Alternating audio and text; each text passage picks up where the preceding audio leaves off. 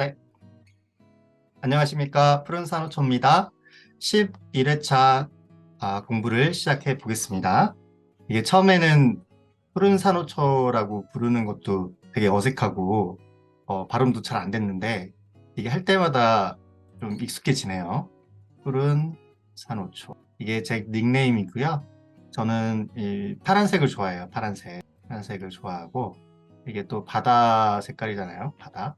그리고 산호초가 우리의 바다의 생명력의 상징이다. 생명력. 이 친구들이 좋은 일을 엄청 많이 하잖아요. 근데 인간 때문에 많이 죽어가서 안타깝긴 합니다. 그래서 바다를 좀 지키자. 파란색 이렇게 뭐랄까 시원하게 살자, 쿨하게 살자. 뭐 이런 느낌?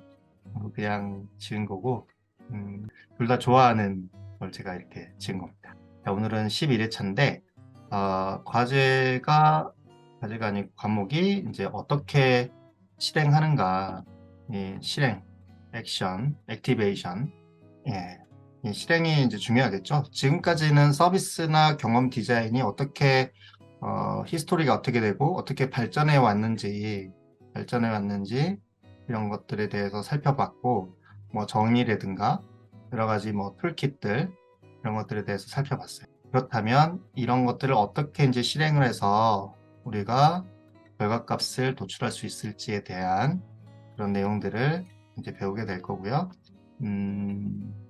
중요한 저자를 얘기를 안 했네요. 연명흠님, 김원섭님, 정재인님, 구유리님, 이정현님, 최민영님 6분이나 이렇게 참여를 하셔서 아주 값진 컨텐츠를 만들어 주셨습니다. 이 자리를 빌어서 감사하다는 말씀 전하고 싶네요. 자, 이제 준비하기부터 먼저 시작을 해볼까요? 한 260%. 연명음님께서 먼저 했네요. 준비하기, 온라인이 이렇게 뭔가를 이렇게 정렬한다는 뜻이잖아요. 정렬한다. 어레인지먼트, 뭐 그런 느낌? 온라인. 이 장에서는 서비스 디자인의 요구사항을 파악하고, 서비스 디자인의 요구사항을 파악하고, 수행 계획을 수립하는 방법을 알아본다고 합니다. 요구사항, 수행 계획. 두 가지. 먼저 요구사항부터 봐볼게요. 요구사항을 파악한다. 자, 서비스 디자인 프로젝트의 시작. 이 장에서는 서비스 디자인 프로젝트가 어떻게 시작되었는지, 그러니까 프로젝트가 어떻게 시작되는지, 서비스 디자인의 본격적인 진행에 앞서 프로젝트 수행을 위해 먼저 계획하고 착수할 것들이 무엇인지에 대해 본격적인 수행에 앞서 계획하고 착수할 것들. 중요하죠? 이런 것들을 잘 해야, 이렇게 기본을 갖춰놔야 우리가 된다. 인생 살면서 이제 마흔이 넘어가니까 이 기본이라는 게 얼마나 중요한 건지 알 것 같아요. 이게 튼실해야, 이렇게 튼실해야 여기서 이렇게 나무도 잘 자라고, 그렇지 않나요? 이렇게 든든하게 뿌리도 들어가고, 또 나무도 여기가 잘 있어야 이렇게 또 튼실한 거. 이렇게 돼 있어야 응용이 되고, 또 융통성도 생기고 이렇게 되는 거잖아요. 이게 부실하면 그냥 나무는 그냥 뽑히는 거고, 사상누각이라고 있잖아요. 사상누각. 그래서 언제나 기본이 중요하다. 준비하기 단계는 영국의 디자인 카운슬이 정의한 더블 다이아몬드 프로세스. 더블 다이아몬드 프로세스. 어제 이렇게 돼 있었잖아요. 이거 기억나시는 분? 이럴 때 외우는 거예요. 얘가 뭐 디스커버였나요? 디스커버. 그 다음에 뭐였나요? 디파인이었나요? 디파인. 그 다음에 뭐였죠? 디스커버, 발견하고, 정의하고, 그 다음에 만드는 거 아닌가요? 뭐였지? 디벨롭 아닌가요? 디벨롭? 그 다음에 뭐였지? 이게 먼저 발견하고, 정의하고, 이게 뭐 개발하고, 그러면 전달을 해야 되잖아요. 딜리버 아닌가요? 딜리버? 저 이거 지금 안 보고 가고 있어요. 공부는 이럴 때 된다. 한번 봐볼까요? 더블 다이아몬드가 어디 있을까? 여기 있네요. 예. 이게 더블 다이아몬드는, 여기 있네요. 디스커버, 디파인, 여기 E가 안 들어갔네. 디벨롭, 딜리버, 맞았네? 예. 이게 더블 다이아몬드. 저는 이거 어떻게 외웠냐면, 이 더블 다이아몬드에서 D가 4개잖아요. D가 4개. 그래가지고, 이 D를 중심으로 외웠어요. define, develop, discover, define, develop, deliver 이렇게. 예. 이렇게 한 번이면 된다. 예. 저하고 같이 공부하셨던 분은 이 더블 다이아몬드를 이제 머리에 넣으셨을 겁니다. develop 이는 없는 걸로 deliver 전달하기. 이거는 발견. 발견. 예. 그래서 더블 다이아몬드 프로세스의 이해하기 단계에 해당한다. 이해하기 단계. 여기가 이제 더블 다이아몬드가 이렇게 돼 있었잖아요. 예, 플래닝 디자인, 발견 정의, 이해하기가 어디 있을까요? 여기가 이해하기가 아닐까요? 예, 그래서 한국디자인진흥원에서는 프로젝트 진행을 위한 본격적인 리서치에 앞서 대상이 될 디자인 분야나 의뢰 기업의 산업 분야를 이해하거나 진행될 프로젝트의 성격과 규모를 파악하는 것이 필요하다고 보고 발견하기 단계 앞에 이해하기 단계를 상정하고 있다. 아, 이해하기가 이 발견하기 앞에 있네요. 이해하기. 그렇죠. 네, 이해하기 상정하고 있다. 어디서? 한국디자인진흥원에서. 프로젝트 계약을 체결하거나 디자인 프로젝트의 의뢰자 또는 결정권자의 궁극적인 목표와 기대를 파악하거나 서비스 디자인을 담당할 팀을 구성하는 등 이 단계에서 이루어지는 업무도 매우 중요하며 때로는 이것이 프로젝트 전체의 성패를 좌우하기도 합니다. 당연하죠. 당연한 말이죠, 이거는. 예. 본격적인 리서치에 들어가기 앞서 프로젝트 전체 진행 계획을 수립하고 뭐든지 기획을 우선 먼저 하는 거예요, 기획. 이게 계획이 될 수도 있는 거고 어떤 프로젝트든 다 기획이 먼저 다 들어가는 겁니다. 자, 킥오프 미팅. 기획을 했으면 이제 러프 디자인, 러프한 플랜을 계획을 가지고 이제 이걸 실행하는 킥오프를 미팅을 해서 본격적인 출발을 하는 것도 중요한 과정이래요. 저희도 그래요. 항상 이 킥오프 미팅을 해요. 이런 점에서 프로젝트를 준비한다는 것은 프로젝트의 성격을 이해하는 것을 넘어선다. 그래서 이게 더블 다이아몬드, discover, define, develop, deliver, 그 다음에 여기에 이해하기가 들어간다. 언제 서비스 디자인을 실행하는 게 앞서. 요구사항 파악인데 이게 실행하기에 앞서. 그쵸? 자, 이 그림 왠지 시험에 나올 것 같지 않아요? 시험? 어제도 한 것 같은데 이게 또 주관식, 그러니까 실기에 나올 가능성이 커 보여요. 예를 들어서 이런 데를 이렇게 비워놓는 거예요. 그래서 여기에 들어가는 것의 단어와 의미는 이렇게 물어볼 것 같아요. 그죠? 그래서 이런 것들을 우리가 이해하고 있어야 된다. 그렇죠? 저라면 될 것 같아요. 중요하면 중요한 만큼. 그리고 서비스 디자인 프로젝트는 외부의 의뢰자로부터 서비스 디자인을 의뢰받아 수행자가 서비스 디자인을 진행하게 되는 경우, 그러니까 의뢰받아서 진행한대요. 1번이 뭐지? 1번이 이 아래에 또 있나? 여기 숫자가 적혀 있는데 이게 뭘 의미하는지를 모르겠네요. 일단 한번 읽어보죠. 그 의뢰자와 수행자 사이에 정부기관이나 지자체 등이 개입하여 양자를 연결해 주거나 지원하는 방식으로 진행되는 경우. 이거겠네요. 이게 1번, 2번, 3번. 그리고 마지막으로 의뢰자와 수행자가 같은 조직 내부에 있어 사내 거래 또는 기관 내 공동 창작으로 진행되는 경우로 나누어 볼 수 있다. 이 세 가지 경우래요. 여기서 의뢰자와 수행자라는 표현을 사용했지만 개인이 서비스 디자인을 의뢰하거나 진행하는 경우는 거의 일어나지 않으며 대부분 기업이나 기관이 주체가 됩니다. 개인이 그렇죠. 네, 예비 창업자도 의뢰를 할 수는 있어요. 예비 창업자가 사업자 없이 사업을 할 수 있고 이걸 지원하는 제도가 예비 창업 패키지예요. 예비 창업. 자, 그럼 한번 사례를 보면 자, 이건 당연하죠. 이게 의뢰자, 수행자, 계약. 자, 수행자, 의뢰자, 중간자. 자, 이렇게 중간자가 들어가는 경우는 의뢰자와 수행자가 만나는 경우가 없는 경우가 많아요. 이 중간자가 중간에 알아서 하니까.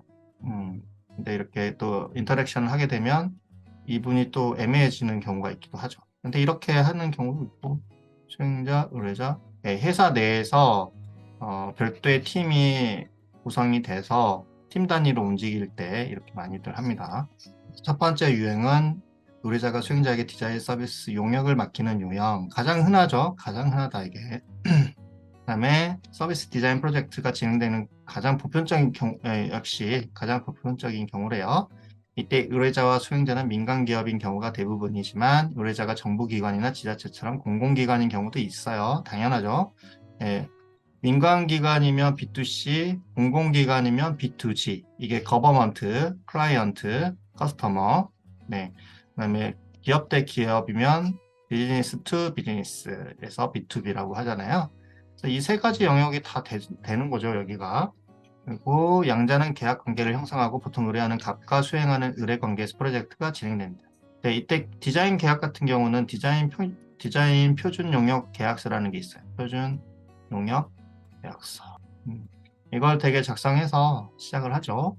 두 번째 유형은 첫 번째 유형의 중간자로서 개입하는 정부기관 등이 더해지는, 정부기관이라면 이게 말이 되죠. 정부기관이라면 이게 말이 돼요. 예, 수행자와 의뢰자도 이렇게 될 수 있어요.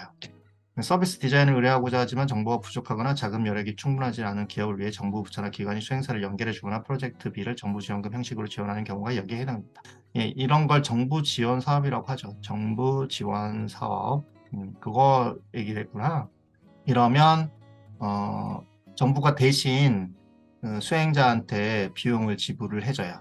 예, 대신. 그래서 창업을 하려면 이런 것들 많이 하셔야 돼요, 여러분. 돈이 많이 부족하기 때문에. 또 국민디자인단의 사례처럼 중앙부처가 서비스 디자인이 필요한 지역이나 공공 영역을 위해 디자인팀을 구성하여 혁신을 확산하는 모델도 이에 해당한다. 이런 것들은 이제 정부나 지자체에서 어떤 협회에서 하는 그런 좀 큰 사업이겠죠. 프로젝트 계약도 의뢰자와 수행자 간의 계약이 아니라 중간자와 수행자, 중간자, 의뢰자 간의 계약들로 진행되게 한다. 드물긴 하지만 민간 기업 내에서도 중간자 역할을 하는 부서가 디자인 개발을 발굴하여 의뢰 부서와 수행 부서를 연결해 주는 경우가 있다. 네, 이런 것들은 좀 이제 큰 기업, 단위가 큰 기업들이 주로 하고, 세 번째 유형은 서비스 디자인 의뢰자와 수행자가 같은 회사의 각기 다른 부서인 경우이거나 같은 그룹 내에 다른 계열사로 존재하는 경우다. 이런 것들은 뭐 대기업이나 이런 데서 하겠죠. 후자와 같이 의뢰자와 수행자의 규모가 커지면 같은 계열사라고 하더라도 법인이 달라질 수 있으므로 독립적인 기관 사이에 계약이 되는 첫 번째 유형과 동일하지만 전자의 경우라면 통상적인 인하우스 디자인 프로젝트라고 할 수 있다. 인하우스라는 것은 자체적으로 다 해결할 수 있다라는 거예요. 안에 내부에서. 기업이나 기관 내에서 부서 간의 공동 창작으로 디자인 프로젝트가 시작되는 경우에는 사내 협조 전 정도의 문서로 프로젝트가 시작될 수 있으며 규모가 작은 스타트업이나 중소기업의 경우에는 담당자 간의 구두 논의로 프로젝트가 시작되고 진행되기도 한다. 그래서 기업에서 이렇게 서로 부서 간에 거래하는 거는 문제는 없겠지만 이제 계열사가 이렇게 들어가게 되면 이렇게 거래하게 되면 뭐 내부 거래가 될 수도 있는 거고 예, 정당한 절차를 거쳐서 하셔야지 이 배임이 안 되는 거죠. 이런 것들은 뭐 요즘 많이 나오죠. 자, 제안 요청서 앞선 세 가지 유형 가운데 의뢰자와 수행자가 서로 다른 조직에 속해 있는 첫 번째와 두 번째 유형의 경우는 프로젝트 계약서를 체결하게 되는데 계약 체결에 앞서 서비스 디자인 프로젝트의 성격, 책임과 권한 범위를 규정하고 상호 이해를 위하여 제안 요청서 등의 정형화된 문서를 주고받으면서 프로젝트가 시작되는 경우가 일반적이다. 그렇죠? 대개는 의뢰자가 이 수행자를 이렇게 분명히 아닌 거죠. 여러 업체들이 있을 거잖아요. 그 업체에다가 견적을 요청을 하죠. 우리가 이런 거 할 건데 얼마에 나와? 그러면 이제 견적을 보내주고 좀 더 이제 그 계약 확률이 올라갔을 때 이런 제안서 등을 보내요. 왜냐하면 이 제안서를 그냥 보내면 우리 수행자의 그 여러 가지 노하우라든가 견적 단가 같은 것들 어떤 그러니까 핵심 정보들이 넘어가 버릴 수가 있잖아요. 그리고 이 사람이 저기는 얼마인데 여기는 더 싼데 이런 식으로 비교해 버릴 수도 있고요. 그래서 상당히 진도가 나왔을 때 이제 그러니까 제안 요청서를 바로 달라고 해서 주진 않아요. 네. 어느 정도 가시성이 있어야 그걸 주는 거지. 그리고 정형화된 문서를 주고받으면서 프로젝트가 시작되는 경우가 일반적이다. 의뢰자와 수행자가 동일한 조직에 속하는 세 번째 유형에서도 프로젝트 계약서는 쓰지 않더라도 프로젝트에 대한 상호 이해를 위한 제안 요청서를 작성하는 경우가 생긴다. 그렇겠죠?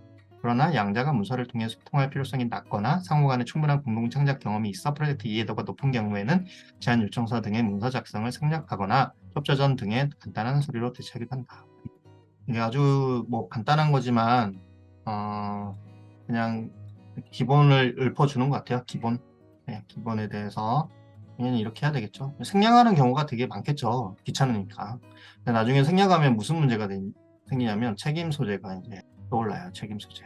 이게 두 가지 경우잖아요. 성공했을 때, 실패했을 때. 성공했으면 이제 성과 평가, 실패했으면 이제 과실 여부 이런 것들에 대해서 알아봐야죠.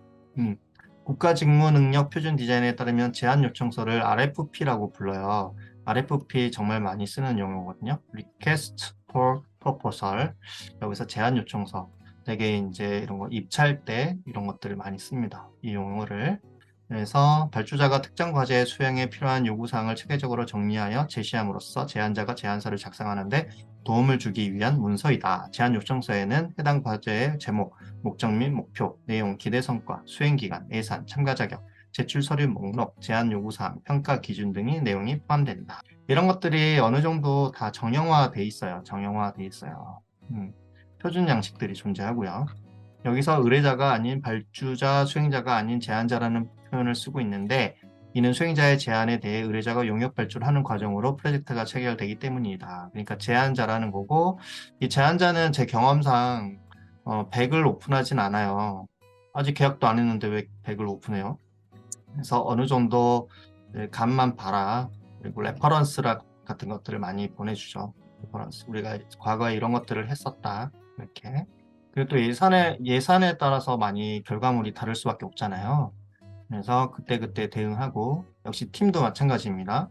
좀 큰 프로젝트라면 팀도 전문가급 혹은 뭐 굉장히 노하우가 있는 그런 팀원들을 팀장으로 해서 배치를 해야죠. 아무튼 용역 발주를 하는 과정으로 프로젝트가 체결되기 때문이고 제안 요청서는 서비스 디자인 분야뿐 아니라 지식 서비스 산업 일반에 널리 쓰이는 개념이며 나아가 산업 영역뿐만 아니라 학술 연구 영역에서도 두루 쓰이는 광범위한 용어다. 통상 제안 요청서의 서비스 디자인의 목표와 결과물, 프로젝트의 성격 등은 명확하게 규정되어 있는 반면 이를 어떤 과정과 방법으로 진행할지 어떤 세부 내용들로 프로젝트가 구성될지에 대해서는 규정되지 있지 않는 편이다. 제안 요청서가 시험 문제라면 제안서는 그에 대한 답안지이기 때문에 의뢰자 발주자는 도달해야 할 목표만 제시하고 제안자의 우수한 정답을 기대한다. 그러니까 제안 요청서가 이렇게 제안해 주세요 해서 뭔가 이런 방법에 대해서는 하지 않는 뭐 당연한 말이죠. 이 제안 요청서를 받으면 RFP를 받으면 우리가 이제 제안서를 보내겠죠. 그런데 그 제안서에도 저희가 이런 것들에 대해서 100% 담지는 않습니다. 그래서 여기 보면 이제 나왔네요. 발주자가 사전 질의서를 보내고 우리가 제안 요청서를 발주자가 보내죠. 근데 이게 화살표가 다 쌍방으로 돼 있지. 그럼 저희가 프로포셜을 보내고 그다음에 계약 체결하고 민간기업 간의 제안 요청서는 발주자, 제안자 간의 개별적 접촉으로 진행되는데 제안 요청서를 주고받는 것을 기밀로 처리하는 경우도 많다. 네, 이 기밀, 예, 이 기밀 유지 서약서, 비밀 유지 서약서, 이걸 NDA라고 하거든요. NDA가 맞나? 나중에 확인 좀 해보고. 예, 이 비밀 유지 서약서를 쓰고 하면 이제 좀 더 오픈하는 경우도 있어요. 경우에 따라서는 복제 가능한 디지털 파일이 아니라 인쇄본만으로 제안 요청서를 전달하거나 예, 이게 비밀 때문에 대면회의에서 인쇄된 문서를 보여주고 회수해 가는 경우 예, 회수해 가요. 저희도 회수합니다. 반면 공공기관이 제안 요청서의 작성자 즉 발주처여서 공정성과 공공성이 중요한 경우에는 기관 홈페이지를 통해 공개된 방식으로 입찰 공고를 내어 제안 요청서를 게시하고 제안서를 제출하도록 진행하는 경우가 많다. 조정청, 나라장터가 이런 경쟁 입찰들은 되게 이제 그 종합 점수가 중요하고 이 종합 점수는 제 생각에는 히스토리가 굉장히 중요하고 수행 내역 뭐 이런 것들이 있어서 일단 결론적으로 따기가 너무 힘들어요. 따기 힘들다. 왜냐하면 우리나라의 강자들이 얼마나 많습니까? 그래서 스타트업 영역에서 따기가 힘들고 그래서 본인의 독자적인 그런 서비스가 있어야 된다. 핵심 장점 혹은 차별점, 핵심 차별점이라고 하는 이런 것들이 있어야 그래도 비벼볼 수 있는 겁니다. 처음부터 나라장터에서 내가 덜컥 조달을 할 수 있다? 입찰, 낙찰을 받을 수 있다? 저는 거의 본 적이 없어요. 그다음에 사전 질의서, 제안 요청서 및 제안서 작성에 앞서 사전 질의서를 통해 발주자와 제안자 사이의 불명확한 이해를 줄여 나갈 수 있다. RFI, Request for Information이라는 이 단어는 그렇게 많이 저는 못 들어봤어요. RFP를 제일 많이 들었고, 근데 이런 게 있습니다. 사전 질의서가 있고, 약간 큰 규모의 프로젝트인 경우에 이런 것들이 있어요. 발주자가 제안 요청서를 작성하기 전에 또는 제안자가 제안서를 작성하기 전에 과제 수행에 필요한 정보를 요청하는 정보 요청서를 말한다. 사전 질의서는 발주자가 보낼 수도 제안자가 보낼 수도 있으며 별도의 양식이 정해지지 않은 한 기업의 자체 양식을 활용할 수 있다. 과제에 관하여 파악하기 어려운 상황이나 불분명한 내용이 있는 경우 사전 질의서를 통해 확인하는 것이 좋다. 제안 요청서의 상세 내용, 제목, 목적, 목표, 과업 내용, 성과, 기간, 예산, 참가 자격, 제출 서류 목록, 제안 요청 사항, 평가 기준, 이런 것들이 있는데 일반적입니다. 그냥. 예. 그리고 꼭 이렇게 형식적으로 대부분 정부 지원 것 같은 경우는 이런 형태로 돼 있어요. 문서가. 예, 제목이 있고 과제의 성격, 목표와 특성이 한눈에 들어오게, 그리고 목적과 목표도 정하고 목적, 목표, 정량적인 지표, 이 확인 가능한, 구체적이고 확인 가능하다는 게 약간 정량적이라는 뜻이에요. 그래서 정량적인 지표가 들어가고, 과업 내용의 세부 과업 내용, 과제마다 다양하다. 그래서 이렇게 하고, 성과. 이걸 과업을 통해서 나오는 성과는 뭔지, 이렇게 시나리오 2편, 이렇게 이런 식으로 나올 수 있고, 기간은 언젠지, 예산은 얼마인지, VAT 포함 여부, 간접비, 직접비, indirect cost, 그리고 direct cost. 직접비라는 것은 직접 이걸 활용하는 비용인 거예요. 예, 이게 직접비고, 간접비라는 것은, 그러니까 어떤 비용이 이 프로젝트만을 위해서 쓰이지 않고 또 다른 비용에서, 다른 프로젝트에서 사용할 수도 있고 그렇잖아요. 그러니까 이게 좀 범용적으로 쓸 수 있는 비용, 그렇게 설명드리면 되나? 아무튼 예시를 들면 좋을 것 같은데, 예. 그러니까 이 프로젝트에 직접적으로 사용되지 않는 비용, 얘네들 빼고라고 생각하시면 돼요. 대부분 직접비로 들어가야 되겠죠. 그럼 참가 자격, 발주자는 제안자의 전문성, 규모, 기업 경영 상태나 재무 건전성 등을 참가 자격으로 제시. 그래서 나라장터에 있는 애들은 이런 것들에서 되게 떨어져요. 선정이 안 된다는 거죠. 스타트업 같은 경우에 이런 것들을 만족하지 못하기 때문에 연구 제일 학력, 서류 목록. 얘는 지금 제안 요청서 RFP라는 겁니다. 제안 요청서. 맞나? 네, 제안 요청서. 제안 요청서와 제안서는 문답의 성격을 띠므로 두 문서 간의 차이에는, 제안 요청서를 했으면 이제 제안서가 들어가야 되겠죠.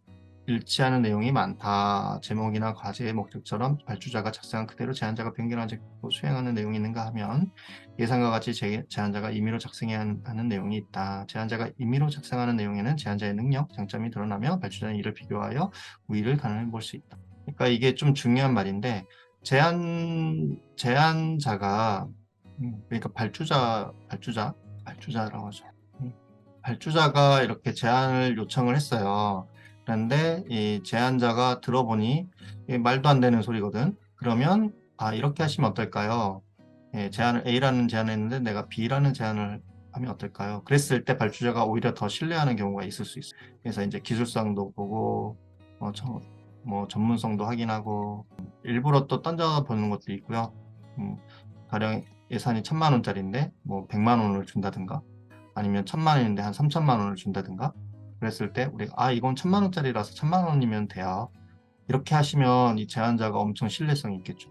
아래 그림의 좌측에 위치한 제목, 목적, 참가 자격, 수행 기간 등의 항목은 발주자가 정해주는 것이므로 제안자는 제안 요청 타당성 검토를 거쳐 제안서의 제출 여부를 결정할 수 있으나 내용을 바꿀 수는 없다. 우측에 위치한 대표적인 항목으로는 예산이 있다. 예산은 수치로 제시되므로 다른 항목에 비해 명백히 비교되며 의뢰자가 여러 제안서들을 비교 선택할 때 가장 중요한 기준이 될 수 있는 항목이다. 의뢰자와 제안자 양자 모두 작성에 관여할 항목으로는 과업 내용이나 기대 성과 등이 있다. 발주자가 요청하는 차원에서 기재한 과업 내용과 기대 성과에 대해 더해 제안자는 자신이 해석한 과업의 구성과 그 수행 방법을 창의적으로 적고 예상 외의 기대 성과를 제시함으로써 제안서의 매력을 높일 수 있다.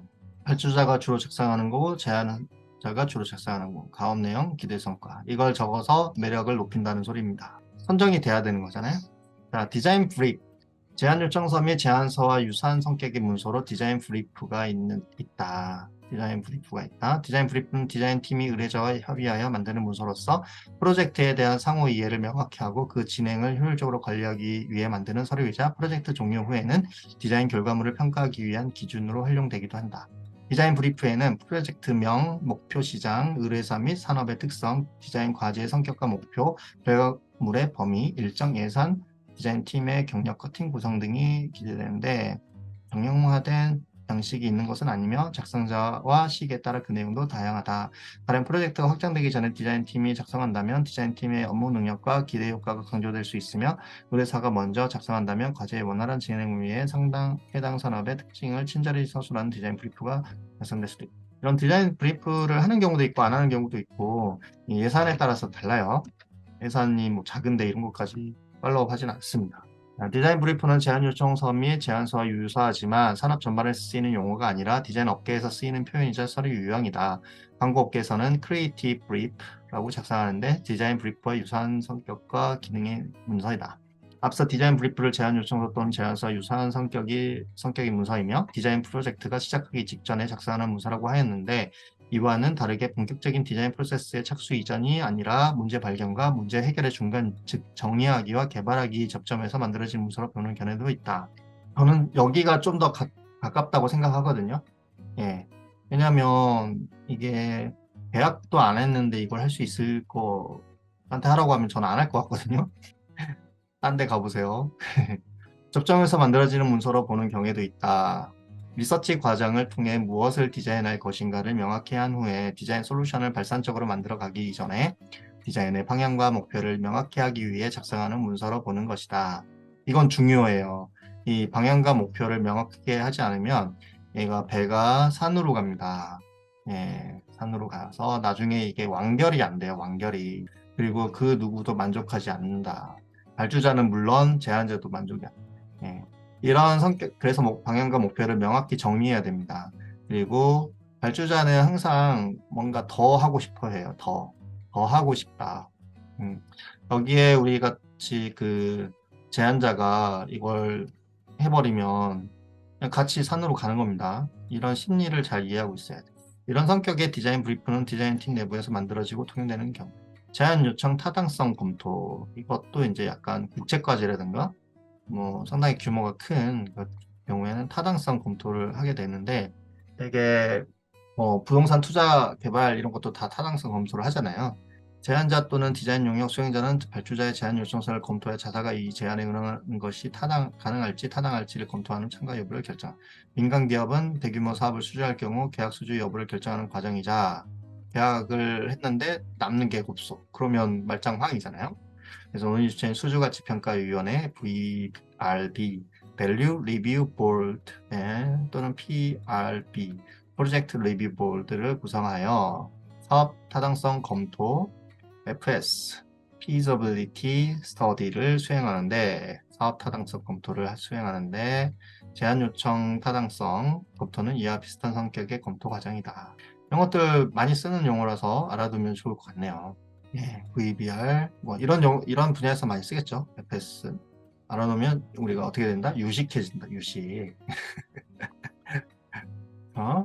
제안 요청서상의 평가 기준에서 우수한 평가를 받을 수 있는지 판단하기 위한 기준에 해당하는 것으로는 참가 자격 여부, 자격 기준 등 절대적인 기준, 유사 실적, 참여 인력, 기업 경영 상태의 객관적인 기준, 사업 수행의 전문성, 수행 방안의 적합성, 경쟁 우위 등의 주관적인 기준이 있다. 절대적인 기준은 해당 기준을 만족하지 못할 경우 제안서 제출 자격이 부여되지 않으므로 가장 먼저 검토해야. 이 절대 기준은 당연히 해야 되겠죠. 근데 뭐 이걸 안 하고 하시는 팀은 거의 없으니까 제안사의 업택 구분이나 자격증 소지 여부 등으로 판단하게 되는 참가 자격 및 자격 기준이 이해해.